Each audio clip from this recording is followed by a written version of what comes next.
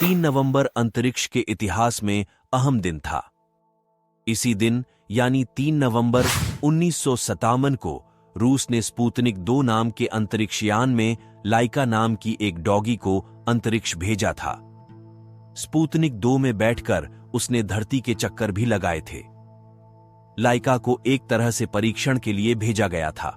इस मिशन का एक मकसद यह जानना था कि अंतरिक्ष में किसी इंसान को भेजना कितना सुरक्षित है और वहां की स्थिति कैसी है। दुखद बात यह है कि लाइका ने इस स्पेस मिशन में अहम भूमिका निभाई, लेकिन वह धरती पर जीवित वापस नहीं आ सकी। यह एक ऐसा सुइसाइड मिशन था जो मानवता के लिए बड़ा बलिदान साबित हुआ। इसे सुइसाइड मिशन इसलिए कह सकते हैं क्योंकि मिशन में शामिल वैज्ञानिकों को अंदाजा था कि लाइका का धरती पर जिंदा वापस लौटना संभव नहीं है। उन्होंने जो अंतरिक्षयान बनाया था उसमें तकनीकी खामी थी। तकनीकी रूप से वह रॉकेट इतना सक्षम नहीं था कि धरती पर वापस लौट सके। जल्दबाजी की वजह से उसको तकनीकी रूप से ज्यादा सक्षम नहीं बनाया जा सका था। पहले जो योजना बनाई गई थी उसमें पूरा इंतजाम करना था ताकि लाइका वापस धरती पर जिंदा लौट सके।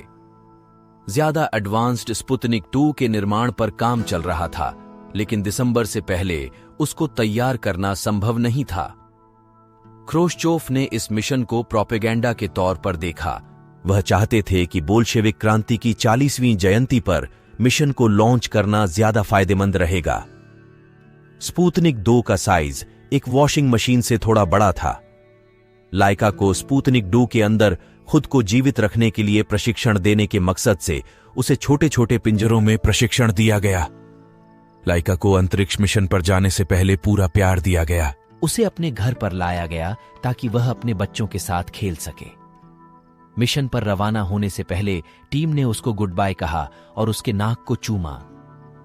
अंतरिक्ष में स्पुतनिक 2 की लॉन्चिंग के समय लाइका बहुत डरी हुई थी। उसके दिल की धड़कन और सांसें सामान्य से 3 से 4 गुना ज्यादा तेज चलने लगी। उसे समझ में नहीं आ रहा था कि क्या हो रहा है। करीब 3 घंटे बाद उसकी हालत सामान्य पर लौटी। लाइका की मौत का असल कारण लोगों से छिपाया गया था। लोगों के बीच इसको लेकर तरह तरह की अफवाहें फैल गई थीं। कुछ कहते थे कि लाइका ने उस जहर को खा लिया था जिसे उसको बेहोश करने के लिए तैयार किया गया था। कुछ लोग कहते थे कि दम घुटने से उसकी मौत हुई। असल कारण 2002 में सामने आया जब सोवियत वैज्ञानिक दिमित्री मालाशेनकोव ने वर्ल्ड स्पेस कांग्रेस में सच्चाई से पर्दा हटाया। अंतरिक्षयान का तापमान बढ़ने के कारण उड़ान के चौथे सर्किट के दौरान 7 घंटे के अंदर लाइका की मौत हो गई थी। चूंकि अंतरिक्षयान को जल्दी में बनाया गया था, इसलिए उसमें तापमान नियंत्रण प्रणाली सही से लगाई नहीं जा सकी थी। स्पुतनिक 2 गर्म से गर्म होता गया और 100 डिग्री फ़ारेनहाइट तापमान को पार कर गया। अंतरिक्षयान के अंदर का तापमान काफी बढ़ने के बाद एक बार फिर लाइका भयभीत हो गई और फिर वैज्ञानिकों ने उसकी धड़कन को तेज से तेज होते सुना। अंत में उन्होंने उसकी धड़कन को शांत होते सुना।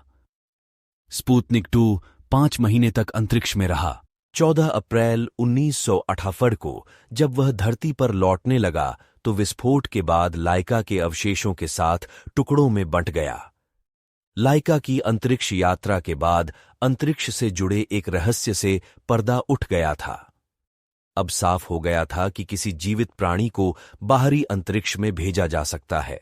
वैज्ञानिकों की समझ में आ गया कि पूरी तैयारी के साथ अगर भेजा जाए तो फिर अंतरिक्ष में जिंदा रहना भी मुश्किल नहीं है। तो दोस्तों, क्या आपको लगता है कि वैज्ञानिकों को अपने फायदे के लिए इन बेजुबान जानवरों को मौत के घाट उतारना चाहिए? अपने राय कमेंट में बताएं। इस वीडियो को लाइक और चैनल को सब्सक्राइब भी कर लीजिए। धन्यवाद।